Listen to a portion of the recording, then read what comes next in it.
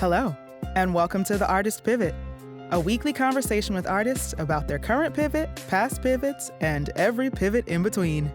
I am your host, Ayana Major-Bay, an actress who wants to educate, empower, and celebrate artists so they have no option but to thrive. On this episode, I am joined by actor, voiceover artist, and teacher Tommy Coleman. A native of Norfolk, Virginia, Tommy's love of acting took him to Philadelphia, Scotland, London, back to Virginia, and eventually New York. He holds a BA in theater from Temple University and an MA in musical theater performance from the Royal Conservatoire of Scotland. He's been in an Emmy-nominated documentary on PBS and can be seen along with Emmy-Winner in American Dreamer starring Jim Gaffigan. Currently, you can hear his voice as Danny Humble's Infuser, a video game where you control the music, as well as Popeye's latest commercial promoting their Rippin' Chicken Combo. As of January 2021, he joined the faculty of Winthrop University as an adjunct professor, teaching college students audition techniques, and adjusted the curriculum to fit a pandemic landscape. Here's our conversation.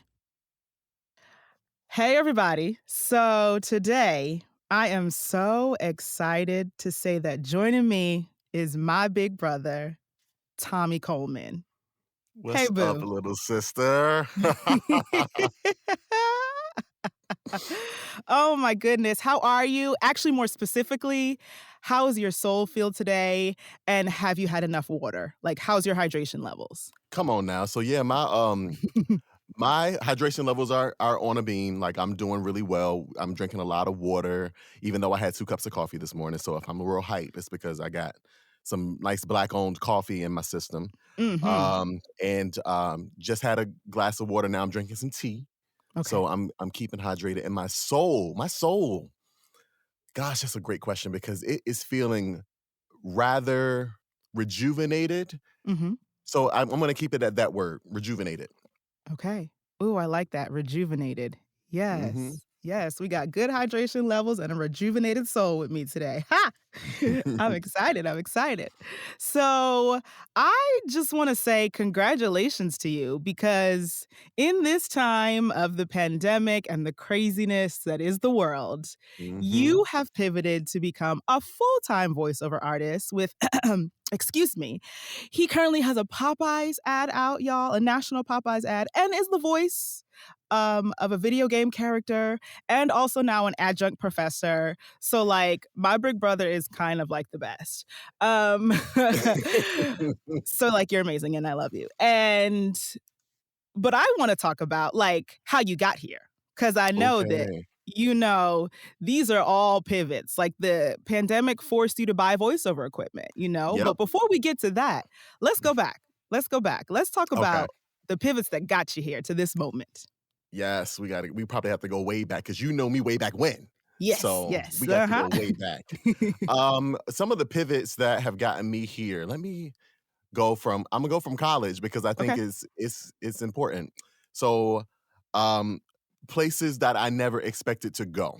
Mm-hmm. I auditioned for URTAS my senior year at Temple University, where I got my bachelor's in theater, and accidentally strolled into this audition for this Scottish school that was overseas, and they called me back. And not only did they call me back, after I had my call back, I remember the department chair calling my number, and he had this Scottish accent I could not understand at the time. And he left me a message saying something, and I was like, I don't know what this man is and what he's saying. Then I was literally, after I got that call, it was like an hour later, I was in this hotel where they were hosting everybody who was doing URTAS, and he was coming up the escalator as I was going down the escalator. And he's like, I need to pull you because we want to basically offer you a scholarship. So I got a scholarship to what was then known as the Royal Academy of Music and the Royal Scottish Academy of Music and Drama, excuse me. And now it's the Royal Conservatoire of Scotland. So ended up there, was there for a year for my master's program, ended up living in London, working and living in London, worked as an actor in London.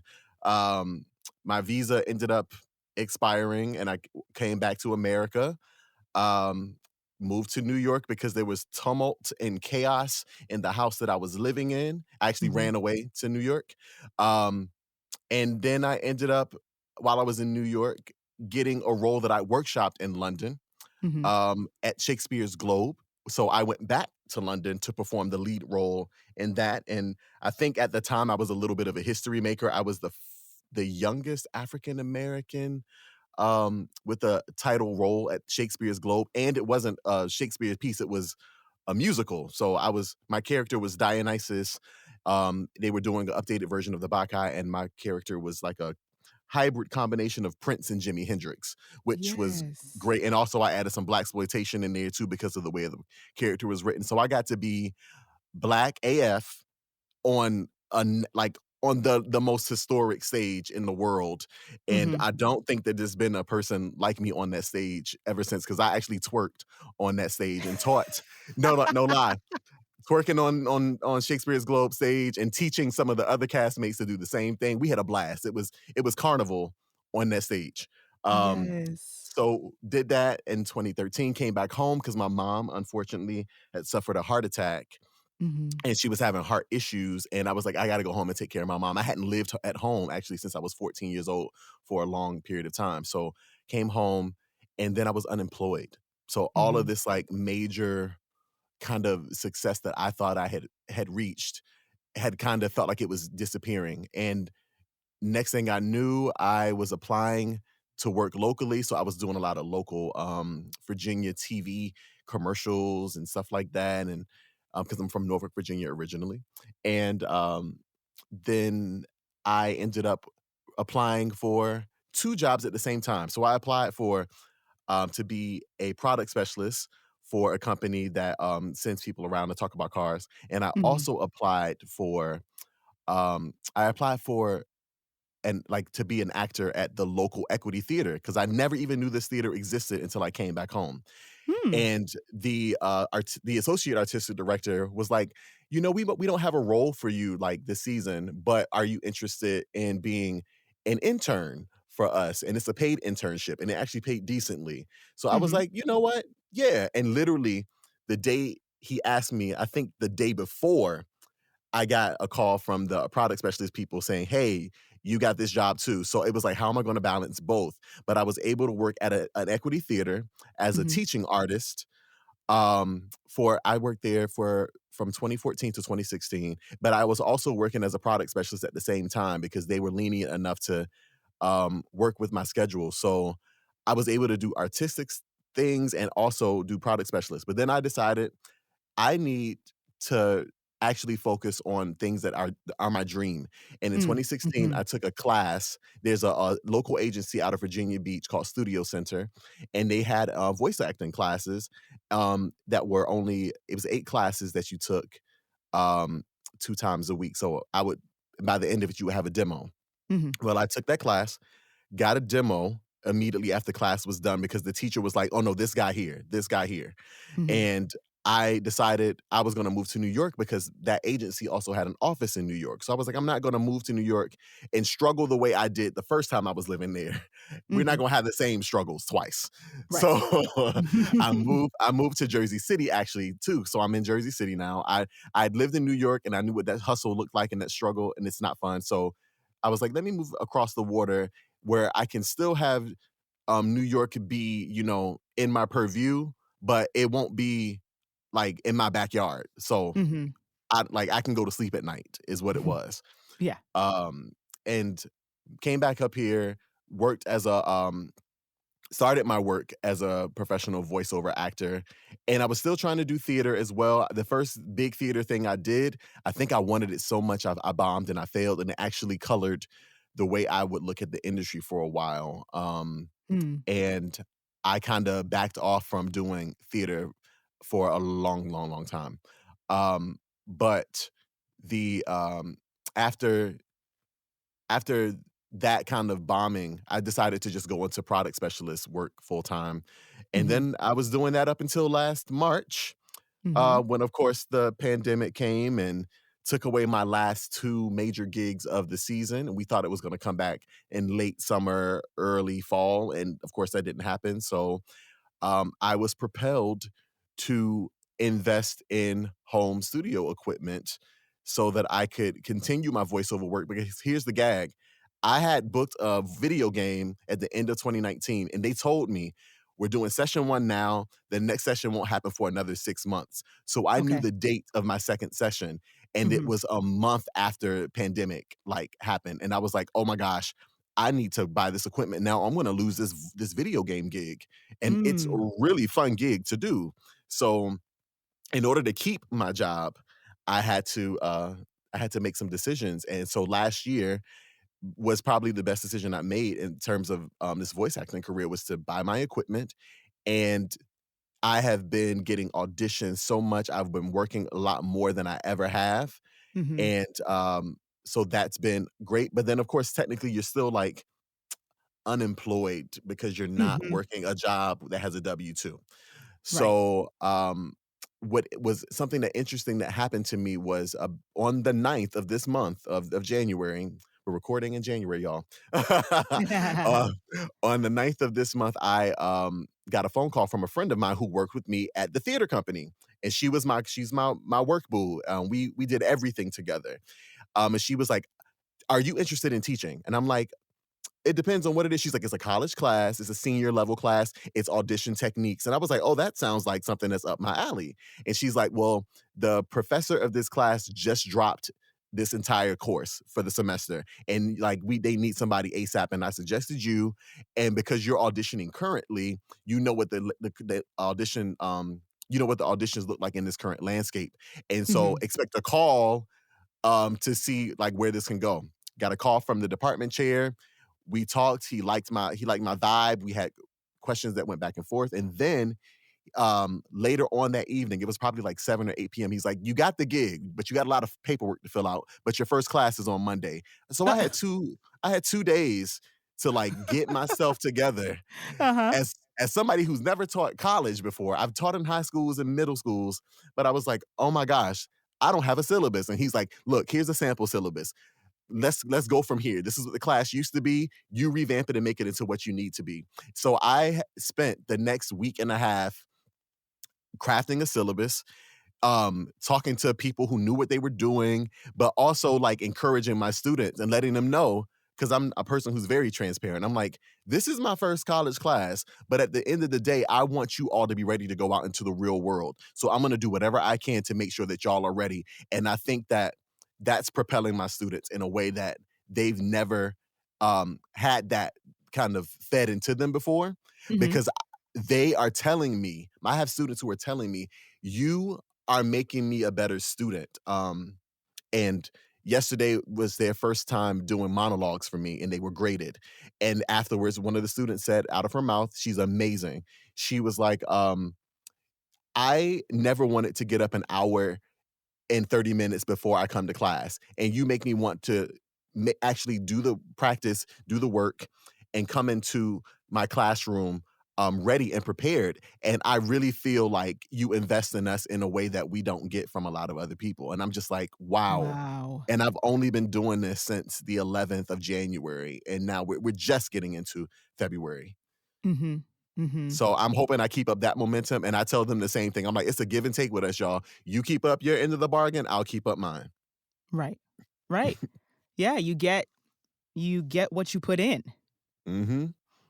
And Mhm. so that's how Mhm. that's how we got here. That's how we That's how got we to got today. here, which is woo, that's a whirlwind, a whirlwind. It's And crazy. it's crazy, but did you ever think that, you know okay, so I have a question for you. If Uh-huh. 2020 didn't force you to buy your voiceover equipment, do you think you would have had? Like, do you think N you would have? I would not have, because I was in the mindset of the way that my apartment is set up, because I have 2 roommates too, and I'm just like, the way my apartment is set up, I'm not gonna be able to record. Mhm. But communication is key. I just have to let them know when I'm recording. Right. Also, I kept thinking I wasn't gonna be able to have studio equipment unless I had a separate room to record in. And let me Mm. tell you, all of my gigs are recorded in my closet. That Popeyes gig is recorded in my closet. Hello, because 'cause you're sitting in your closet right now, and I'm sitting in my closet right now. Yes, I am. Like, okay? That's it. Yes. That's it. That's it. So it's from what it sounds like to me, and again, I know you, we go way back. Mhm. you are like, "Okay, what's next? What is gonna I am open to whatever's gonna happen next for me." And you know what? I wasn't always like that.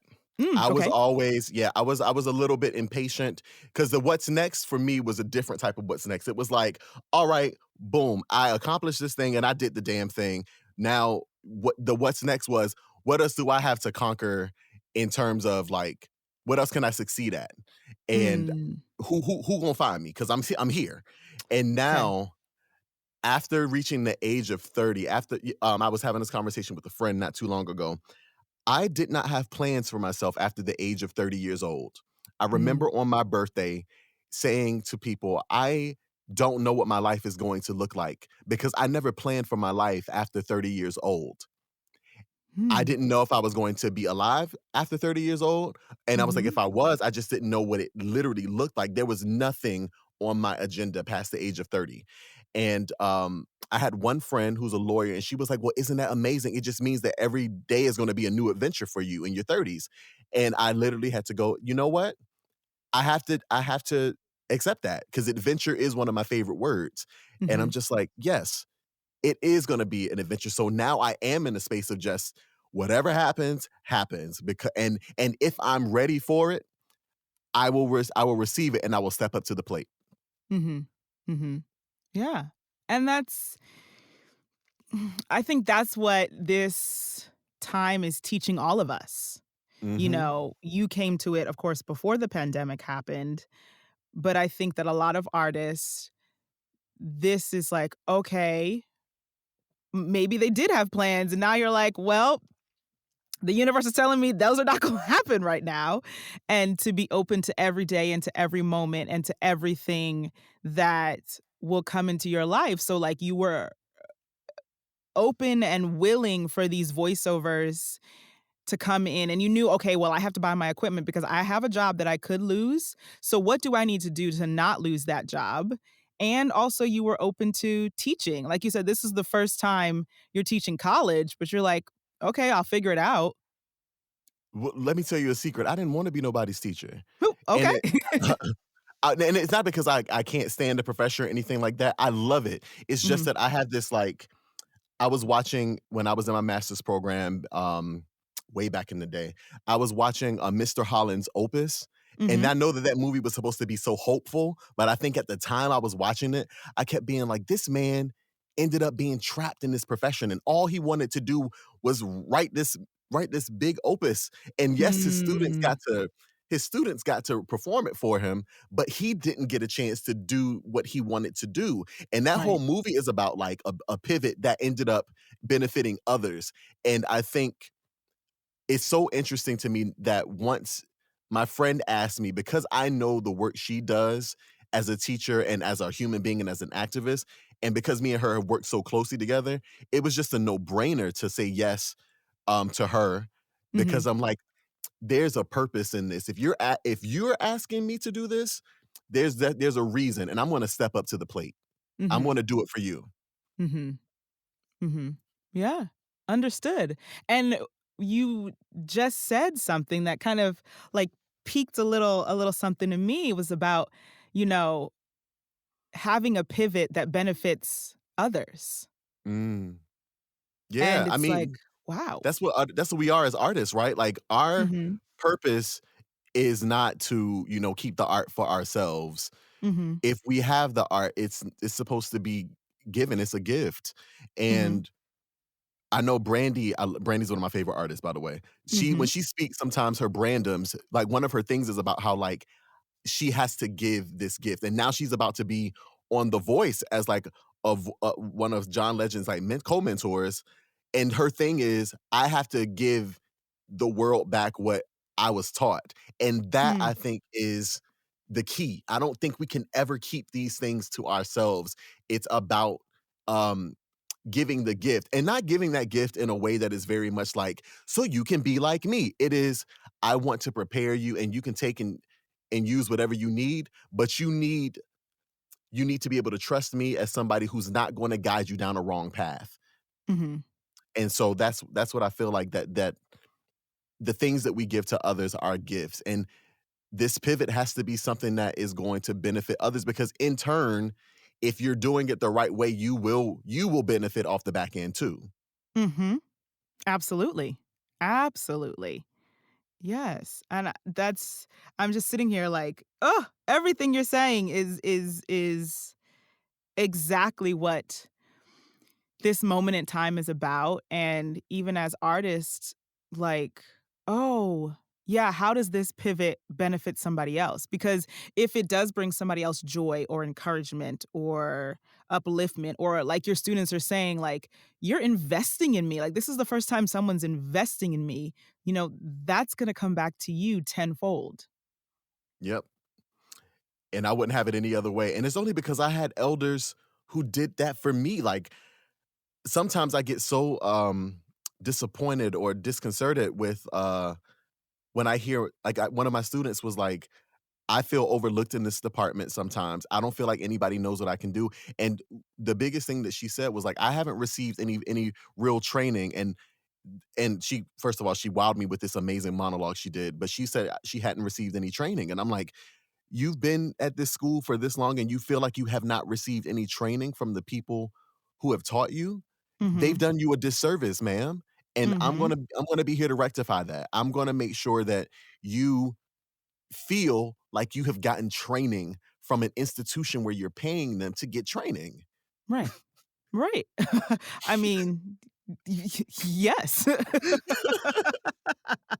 Like it's absurd to me that she's not feeling like she's gotten what she needs from a place where she's paying them money to get what she needs. It baffles me. Mhm. Mhm. But that's why you're there. This is your reason for being there. Yeah, and I had no say over it, and I mean, I had a say in, like, making the decision, but in terms of, like, how it came along and everything like that, I just had to be ready to step into it. So, Mhm. Mhm. Yeah. Yeah. And so I would ask you, what would be, your word of advice or, like, encouragement to, I would say, other artists, other creatives who are maybe getting prepared to step into their pivots right now because, of the situation we're still in. And so since we don't know what the future holds, you know, how do you how do you get ready to be in that place like that you're at? You're like, "I'm just gonna accept what's coming." so, and this is the simplest thing I can think of right now because it's the first thing that's coming to my mind. Um, we might not know when we're going to bloom, but when we do, we gotta receive the sun. Mm. Mhm. You know what I'm saying? We just have to be ready to Mhm. open our arms and receive what's coming because it's going to be beneficial. When I did that role at Shakespeare's Globe, again it was like a no brainer. It was like, okay, so this is my role. I am going to make sure I continue to keep it because I workshopped it. But I was Mhm. in America when I booked it, and they were like, "You have to actually come over to London and do the auditions." You think I didn't find a way to help my community? Well, my community found a way to make sure I had money to fly over to London for a week so I could do the Mhm. audition and the callbacks Mhm. and then Mhm. come back to America because they were just I was like, there's no way that this role is going to go to somebody else. And by the time I got the like, this is yours, it wasn't even like I needed to celebrate. It was like it was mine to begin with. Like, Mhm. um, Cicely Tyson has in her new book, which I've just started reading, how she was like ready for the role of Rebecca in Sounder. She's like, they wanted me to play the school teacher, and I was like, no, I'm playing Rebecca. And they searched around for all these other actresses, and an actress who they wanted, apparently she was too much money. Mhm. And when they came back to Cicely, Cicely was like, I was just waiting for them to realize it was me all along. Yes. So like when you know, and like I said, when you are ready to bloom, you just open your petals and receive the sun. Mm. That's beautiful. That's beautiful. Wow. I'm writing that down right now, Tommy. When you are ready to bloom, open your petals and receive the sun. Mm. Come on. Look, I'm not old, but I got my old spirit, and so You got sometimes the little gems be up inside me somewhere. Uh-huh, uh-huh.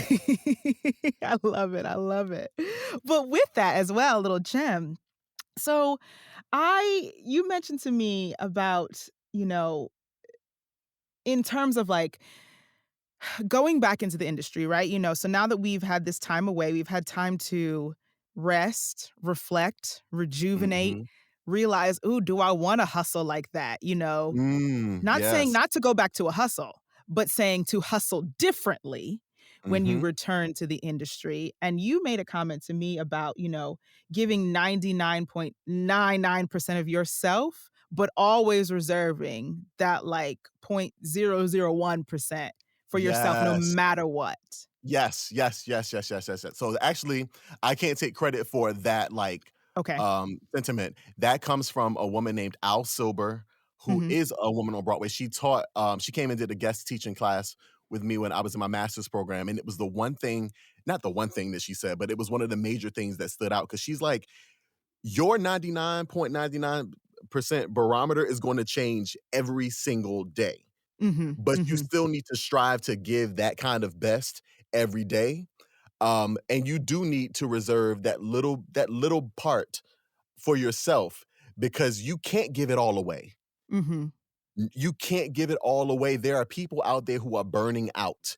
You Mhm. need to have some time for yourself. And the thing I think I noticed during the start of pandemic for a lot of people was this desire to throw themselves into work, throw Mhm. themselves into the thing that made them comfortable or the thing that they had gotten so used to, and then they weren't, they weren't receiving a reward for it. It was like, I'm making these videos, but for what? Am I about to be casting something? Nothing's Mhm. casting. Mhm. So then they started to burn themselves out. And for me, the when the pandemic came, it was I grew up an only child, so it Mhm. was not hard for me to be like, all right, time to stay indoors and be with my feelings and my thoughts. Like it Uh-huh. just wasn't a big thing for me. So when it came time for me to think about things, I was like, Tommy, just sit in this moment. Mhm. Sit into what you feel. If you don't feel creative today, don't be creative today. The Mhm. most I did during pandemic, and this might have helped my voiceover stuff to be quite honest, I got into this habit of wishing that I had a reading podcast like LeVar Burton. So I started Mhm. doing nighttime readings of just anything. I read the Zola story that was on Twitter. I Mhm. read Where the Wild Things Are. I was reading whatever and doing it on Facebook Live, and people could just watch. And then I was just like, I've done 50 of these. I literally did like 50 of those. Mhm. And I was like, all right, I'm tired of this. I'm not it's not that I'm not getting anything out of it, but it's like I don't understand what it's doing because I don't think people are actually watching. So it was like, Tommy, redirect yourself, Mhm. figure out what you can do differently. And then I turned to cooking. Then I turned to watching TV.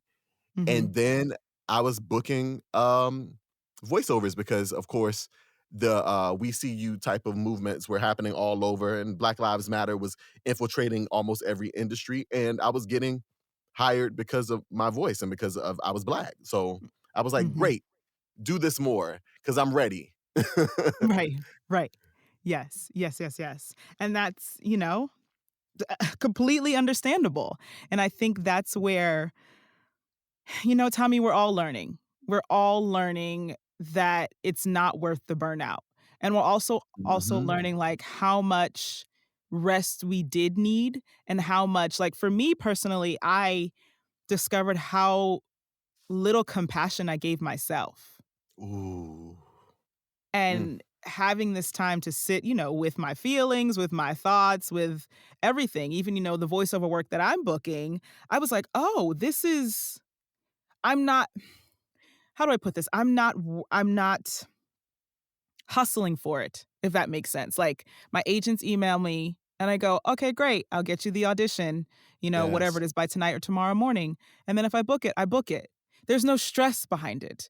There's Yes. no, um We shouldn't have anxiety. yes, We there's no shouldn't have anxiety. immense Yeah. anxiety. We shouldn't have immense anxiety about doing these things, and we do because it's Mhm. such a competitive industry for us anyway. But in Yeah. terms of like the anxiety factor, and our anxiety is probably linked mainly to financial anxiety. Yes. It's probably Yes. not linked to anything else. It's probably for all of us artists, we are all thinking about how am I gonna make money from this? Because I gotta survive to the next gig. And Yep. that was the thing that I was like, I'm done living gig to gig. I filed bankruptcy 2 years ago. Hmm. And so I was on a financial reset anyway, Yeah. starting from 2019. And so 2020 came and threw a wrench in my life a little bit. But at the same token, I was like, you know what? This ain't in my control. I know what I can control in my life right now. And I got to be in control of these particular things, like paying my rent. Once Hmm. I got my final check from my product specialist gig, I paid my rent all the way up through November. And Hmm. I was like, if I have any money for bills or whatnot, whatever. But I know that I'm gonna have a place to live because my grandmother with her hood logic was, look, you better always have money to pay for a roof over your head because people don't know if your bills are if your bills are paid, but they know when you are kicked out on the street Hmm. because in the hood they will put your stuff out. And Right. so that's something that's always in my head is like, look, I might need a phone because that's my business number, That's but right. but I'm like, I don't necessarily need like lights or um cable or all these other things. I need internet now, Hmm. but I'm gonna make it work. And Right. the one thing I can't do is not have a place to live. So um that those kind of priorities for me, they're just making a difference in terms of like what do I see for myself, and I'm not stressing myself out anymore about finances in the Hmm. way that I used to because I would get sick over them, which Yeah. meant that it raised the stakes of trying to get a job, trying to get a acting job. And it's like I can't just take a small job now. I got to try to get that $2,000 a week job. And Hmm. like we know that that's not for everybody, and it's not going to happen for everybody. So it was just a redirect. Tommy, what are you gonna do until you can start doing those jobs that pay you like that? Right. Right. Right. Right. Yes. And you say redirect, but this, voiceovers are going to be in your life until forever, until you choose not to have them, in your That's the life. hope. That is the hope. Mhm. Uh-huh. Uh-huh. Uh-huh. As long as my voice stays on trend. Okay, yes, yes. Which we know as well, like in the voiceover industry, which I'm learning now too, is like, yeah, when is your voice in trend right now? Is it not in trend? Is it, are they looking for my type of voice? Mhm. If they are, great. If they're not, great. Like it's like there's not gonna be no stress and anxiety about it. Right. And that's the Yeah. beautiful thing. And also, you know what helps with not no stress and anxiety? Mhm. Not having to put on clothes Woo! and not having to get dressed up and, go Woo! into somebody else's building. And when you get home, you taking off all them clothes. Mhm. 'Cause you're like, "Why am I Mhm. dressed up? Why am I dressed to the nines like this?" No.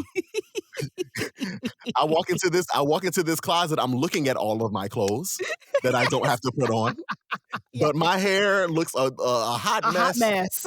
and I'm out here in, like, a regular t-shirt and some sweats, like, come on, come on. Listen, The energy's still there, though. listen. The energy's still The e here. that's the point, Tommy, that's the point. Listen, okay, because I got my Sealy braids in right now, like, Hey, come on now. and my little se Sister. okay. And right, I'm staring right at my clothes and my shoes talking to you like, "Oh, those are pretty. I guess when am I gonna wear those again?" Like Right. Oh my gosh. You look right cute in that closet clothes. okay, you look real cute hanging up there clothes, and my closet is color coordinated. Oh, So, you like too? yes, me too. Oh, come on now. See, you my little sister for real. Right. I didn't know your come on, Tommy. I didn't know Yes. you color coordinated. Yes. I love it. I love it so much. Yes, they are color coordinated. They are like different. Like I even got it down to like t-shirts that are plain that are folded, then t-shirts that have like sayings on them that are folded, and then like tank Mm, tops, and it's all separated and color coordinated. It's a yeah. lot. And so are I my have a shoes. I have my jackets, and then I have, like, my casual jackets, then it's all sweaters because it's winter. All Mhm. sweaters, and then I have, like, my suits and stuff that I don't wear, but then I'll also have a little spot for my hoodies, still color Mhm. coordinated, though. So Yes. I yes. I'm here for this, Tommy. 'cause you might be feeling like, I think I need to I'm a red day today, and if you can't you gotta Thank sort through the red, you. you know what I'm saying? Like, it's Thank just too you. much work. Oh my goodness, get out of my head. This is literally how I'm like, this is how I defend, not even defend or explain my closet to people. It's by color because sometimes I go, I want to wear like a mustard yellow today. And so I go right to the mustard yellow section. Boom, boom. And there are my options for the day. There you go. Or It's if as I'm simple like, as that.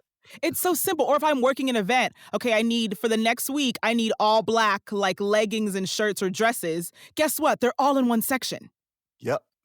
Like, And you ain't got to sift through nothing. Right. Oh my goodness, Tommy. Oh, I'm having a moment. Look, I love my little organizational folk. Like, that's that Virgo moon in me, though. Okay. See, I'm an Aries. Like I'm an Aries, like Taurus cusp. I was gonna say, because I'm an Aries too, and sometimes we can be impulsive, but I think we still have the order. The order is still there. Exactly. Oh yes, I can definitely be impulsive, but then there's definitely I'm like order. There has to be order because like I'm starting to itch. Like yeah. Oh gosh. Things that don't make sense. I'm like, this don't make no sense. I'm stressed. I'm stressed. Somebody fix it. I'm stressed. Oh, that just made me smile. Yes. Well, it's a joyful day. It is. It's a joyful day. Oh, Tommy, thank you. Thank you so much for sharing Thank you. Just giving some love and some light to everybody. And that quote, okay, let me make sure I say it right. That when you're ready to bloom, open your petals and receive the sun. Yeah. Is that it? Yeah, Oh, yes. Thank you, Tommy, for that. Thank you. And no problem. before I let you go, there is something that I must say to you. Okay. And that is, I acknowledge you, I celebrate you, and I uplift you. And I receive all of it. All of it. It felt like you were whispering a warm hug through the mic just right now. And I'm just receiving all of it. So thank you. Because I do the same for you. You Oh, are thank you. my You're little welcome. sister. You are my family. I think you're astounding. And now I'm gonna throw this little tidbit in there. Of course, I go to the Royal Conservatoire of Scotland, and then your behind goes right after me. I do. And goes to the program. But you went to the classical acting side, and I was at the musical theater side. So Exactly. So- Yes. following right overseas. Right? But we have so many links. Like, y'all, we went to Temple together for a year. Then I transferred to Montclair State. Hold on. And then We were in a musical together too, y'all. We were in a musical together. We were in company by Stephen Sondheim, living our best. It was Just our best life. you, and it was our other friend, Ashley, with 3 Black folks in this Sondheim musical. And I think I was like a principal, and it was a big deal. But I had literally just told y'all about those auditions when y'all were I was her orientation leader, y'all. Yes. That's why we go way back. He was my orientation leader at Temple. Yes. Yep.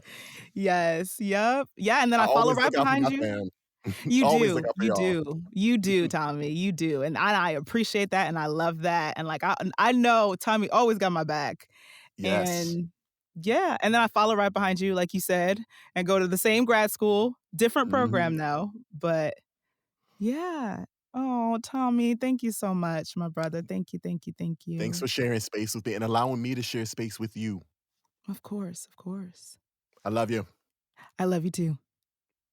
Tommy, thank you so much for sharing. That moment we just had about color-coordinated closets, I can't. Anyway, a gem that I want to keep, and I hope you do too, is whenever you're ready to bloom, open your petals and receive the sun.